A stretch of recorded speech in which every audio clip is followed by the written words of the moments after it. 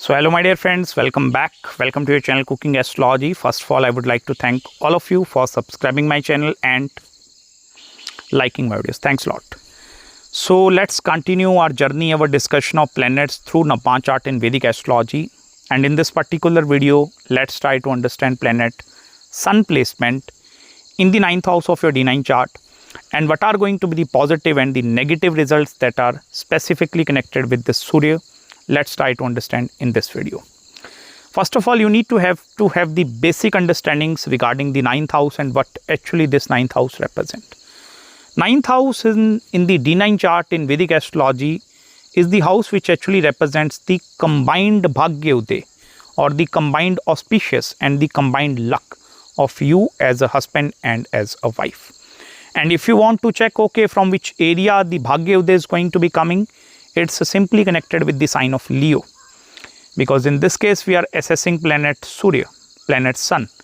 So wherever in the D1 chart the sign of Leo is posited, from that particular area the auspiciousness is going to be entering into the 9th house. If the sign of Leo is gaining control over the 5th house, it means through children you are going to be receiving the positive result. If it is in the 3rd house, with the help of your siblings, 2nd house with the help of your family, and from the monetary side also.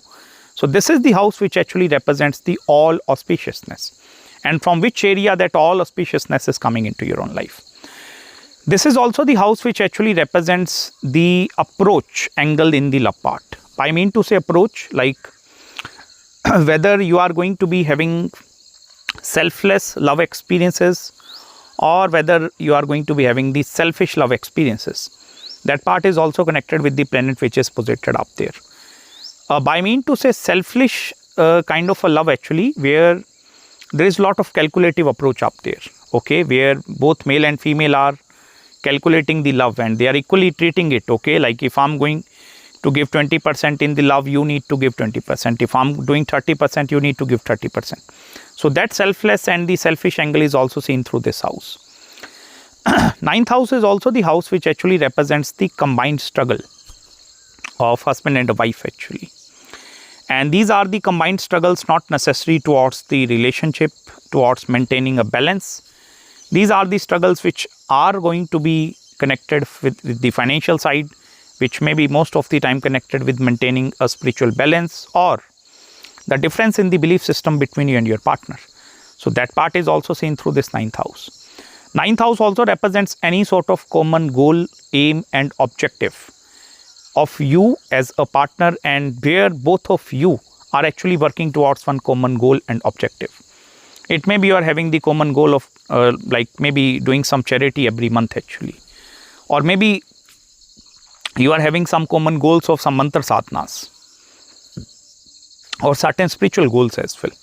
So where there is some common thing is going to be there, or where both of them they are going to be working towards some common goal, that is seen through this 9th house. 9th house also represents the traveling aspect and how traveling will eventually help you to manifest certain things into your life. And this is also the house which is actually going to be representing the belief systems, and whether the conflicting belief systems have the capability to actually spoil the relationship or have the capacity to create the sustenance into the relationships. So this is pretty much is a very bulky, very heavy house in the D9 chart. Now first of all, when the Surya Narayan is entering, planet Sun is entering into the 9th house, it's actually going to be illuminating everything in the 9th house. And that is where there is no any hidden significance. By mean to say hidden significance, you cannot hide anything from these people. You see many a time people going into relationships and they are fearful of hiding their past. Like in the past I'm having some failed relationship, so I might not be able to tell this thing upfront. With this Sun, I will tell you the other person or the Sun in the 9th house, if you want to actually build trust with this Surya, okay, and if you are having this Surya in the 9th house, it's better for you to be very open when it comes to exposing and showing what is your view and what is your perspective towards the love life is going to be. There is no need for you to put any hiding space, okay, because I will tell you with this Surya, you are not going to be hide any of these things in the 9th house. It's totally different functionings of the Surya. Moon is going to be having a totally different functionings. If you check that video, Sun in the ninth is going to be having the totally different functionings actually. And that is where I will tell you the 21st year, that is where the Surya is actually getting fully matured in the Vedic astrology. So 21st year of your life is actually going to be the main transformative area, or this is the main transformative year into your life, because this is the maturity age of planet Sun. If it is posited with other planets like maybe Mercury, Mars, Rahu and Ketu, so you can also add up the maturity ages of these planets. Like if Sun is with Rahu, so 42nd year is also going to be the year of transformations. But if Sun is all alone, 21st year is the major transformation. And look where the sign of Leo is posited. From that particular area, that major transformations and changes are entering into your own life. Apart from this thing, if Sun is posited in the most difficult zodiac signs actually. Now in the Navamsha Kundali, the most difficult zodiac signs are actually Scorpio and Aquarius, okay. Even Sun debilitated in the Libra is also not that much bad. But if Sun is in the sign of Scorpio and Aquarius, or if it is with Rahu and Ketu axis, and if it is Vargottama, then what is happening? Surya is representing a hell lot of a drid karma, fixed karma, which are going to be associated in the relationship part of your life. And that is where in the initial stages of your life, whatever the relationships which you are going to be encountering into your life, you need to become like a Surya in the 9th house. Now I told you Surya is the giver also. Sun is like a fatherly image. It doesn't matter whether you are a female born with the Sun or male born with the Sun. You need to actually become that overall provider in the relationship, whosoever having Sun in the 9th house. And that is where the other person is going to be taking everything out from you. Now that is your karma to give actually, okay. Don't actually give yourself back like I'm not going to be giving with the Surya. Otherwise what is going to be happening, you will not be able to enjoy the part of that giving away things or maybe letting go things actually. Because Sun, I told you, it's one of the bulky planets in Vedic astrology. If Sun is in the 9th house, it means there is no any new experiences that are going to be easily coming. So in order for these new experiences to come actually, you need to sit on the giving side of the relationship here. Because as soon as you are trying to give something away, you are going to create a lot of vacuum inside you, that empty space.